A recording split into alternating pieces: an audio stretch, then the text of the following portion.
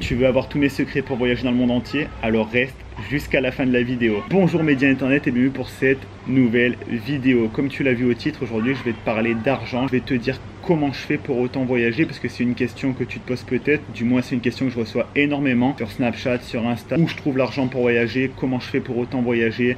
Est-ce que je suis riche? Est-ce que si?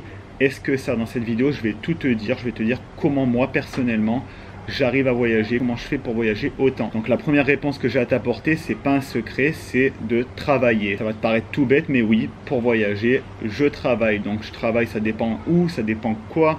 Par exemple, quand j'étais en Australie, donc là je suis toujours en Australie, je suis sur la côte est australienne, mais maintenant je suis en voyage. Et pour pouvoir financer ça, j'ai travaillé de nombreux mois à Melbourne via un Working Holiday Visa. Donc j'étais expatrié, je travaillais dur, j'ai travaillé dur, j'ai mis de l'argent de côté et maintenant je me fais plaisir et je voyage un peu autour du monde, tout simplement. Après, quand j'étais en France, donc quand j'étais étudiant, j'avais des jobs à côté, des jobs étudiants. Avant de partir en Australie, j'ai travaillé l'été en tant que vendeur pour financer ce voyage, pour pouvoir me permettre de payer le billet d'avion et tout ce qui allait avec. Et à côté de ça, je suis freelance, à des moments je peux faire des contrats ici et ça. Enfin bref, je travaille. Jusque là, pas de mystère, pas de secret, tu travailles sûrement, mais je vais te dire plus parce que je ne gagne pas des fortunes. Je gagne pas 20 000 euros par mois, je gagne pas 10 000 euros par mois. Quand j'étais étudiant, c'était un petit peu de sous à gauche, à droite en tant que contrat étudiant. Là, quand j'étais en Australie, je gagnais beaucoup mieux ma vie, forcément, parce que tu es mieux payé en Australie, mais sinon, c'est du travail, il n'y a pas de secret. Tu fais les heures, tu travailles, tu charbonnes, et de là, tu constitues un capital pour ensuite pouvoir voyager. Ensuite, le côté un peu plus compliqué qu'il y en a qui ne comprennent pas, c'est que le voyage, c'est un état d'esprit, c'est un mindset. Donc moi, pour voyager, ce que je fais, c'est qu'à côté de ça, il y a peut-être des trucs que je vais pas faire. Par exemple, moi, c'est vrai que je vais pas énormément avoir de vêtements, tu vois, je vais pas surconsommer, je vais pas aller acheter des jeans chez Zara ou des gros t-shirts de marque tous les jours. J'aime bien porter de la marque de temps en temps, j'aime bien me faire plaisir, mais jamais dans l'excès, tu vois, je vais pas aller m'acheter 10 polos, 20 polos, 5 jeans, 10 paires de baskets. Forcément, déjà, si tu retires ça, tu as beaucoup d'argent pour voyager. Ensuite, moi, c'est vrai que je suis quelqu'un qui sort pas énormément. Peut-être que toi, tu es du genre à lever ta bouteille de vodka en boîte, lever ta grégousse, faire le fou en boîte. Moi, tout ça, ça m'intéresse pas. J'ai compris ce que je pouvais avoir à la place de ça, tu vois. J'économise cet argent pour voyager.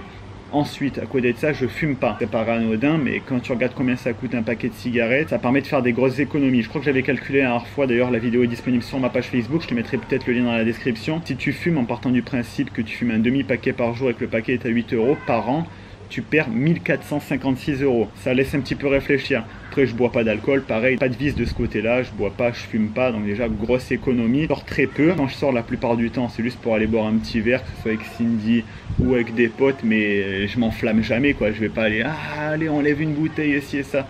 J'ai rien à prouver, j'ai rien à montrer à personne.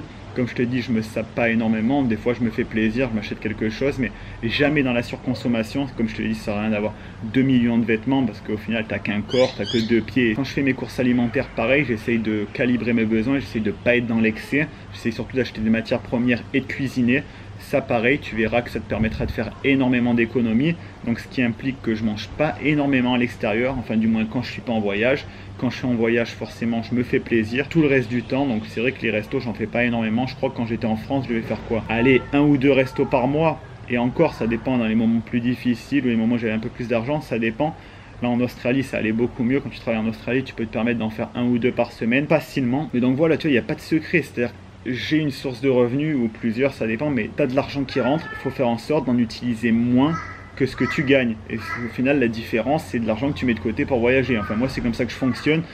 C'est assez logique pour moi, mais je sais que c'est pas logique pour tout le monde. Il y en a qui ont tendance à flamber, il y en a qui font ce qu'on appelle des petits plaisirs. Moi, ça me fait assez rire, mais au final, il n'y a rien de pire que les petits plaisirs. C'est-à-dire que tu sais que tu n'as pas énormément de moyens, donc au lieu de t'acheter quelque chose de cher, quelque chose de gros en une seule fois, tu t'accordes des petits plaisirs au quotidien pour te consoler. Au final, il n'y a rien de pire que ces petits plaisirs parce que tu te fais un petit plaisir à 5 euros par jour.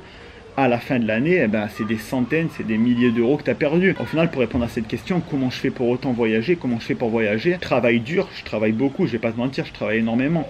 Que ce soit dans mes différents jobs, en France, en Australie, avec cette chaîne YouTube, et si et ça, je suis quelqu'un qui travaille beaucoup, qui se repose également. Là, tu vois, je suis au bord de la piscine, j'étais en train de bronzer, c'est pour ça que j'ai un petit peu de couleur. Donc quelqu'un qui travaille beaucoup, et à côté de ça, j'ajuste mes dépenses, je fais attention, je suis pas quelqu'un qui flambe, je suis pas quelqu'un qui surconsomme.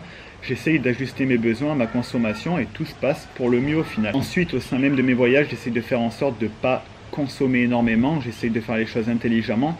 Par exemple, je l'ai dit dans le vlog Noosa que tu as peut-être vu auparavant, mais là je suis dans un resort, tu vois, c'est un resort où la nuit elle coûte 88 €, enfin c'est à partir de 88 €. Moi je suis passé par Airbnb et cette chambre elle est revenue à 55 €. J'ai accès aux mêmes choses que les gens de l'hôtel, sauf que vu que je passe par Airbnb, c'est une dame qui a son appartement ici, qui l'a acheté dans le resort, paye 30 € moins cher, tu vois ce que je veux dire. En plus de ça, je te le dis, si tu n'en as pas encore bénéficié, il y a mon code de réduction dans la description qui te permet d'avoir 25 € sur ta première réservation Airbnb. Donc comme tu vois, de 88 €, on peut faire descendre la note. Ensuite, je fais pas tous les jours des restos quand je voyage. J'essaye de faire un équilibre entre se faire plaisir dans les restaurants et cuisiner. Là, par exemple, je te dis honnêtement, là, à 300 mètres, il y a un Aldi, à 300 mètres du resort. Évidemment que j'ai été faire les courses au Aldi pour pouvoir ajuster mes repas et ne pas tout flamber au restaurant parce que c'est complètement idiot et au final tu gâches le plaisir du moment. Et ensuite pareil pour les transports, j'essaye d'optimiser ça au mieux. Par exemple là, toute la côte est australienne je la fais avec un bus, alors que si j'avais loué une voiture et si et ça m'aurait peut-être coûté plus cher. Si je l'avais fait en avion ça m'aurait coûté plus cher. Voilà, donc au final la clé de cette vidéo, donc comment je fais pour voyager souvent. Il faut travailler, donc avoir une source de revenus, et deux, consommer intelligemment, ne pas faire n'importe quoi. Si tu veux que je te fasse des vidéos dédiées à ça, donc comment réserver un billet d'avion pas cher, comment ci, comment ça, dis-moi tout dans les commentaires. Pareil, si t'as aimé cette vidéo, tu peux me laisser un pouce bleu et t'abonner à la chaîne YouTube pour être au courant quand une nouvelle vidéo sort. Tu l'as vu, je t'en sors régulièrement, il y en a 2-3 par semaine, ça fait plaisir, tu t'abonnes, c'est gratuit, comme ça tu reçois la notification. Sur ce, je te dis à la prochaine pour une nouvelle vidéo. C'était Alex Malcolm, ciao.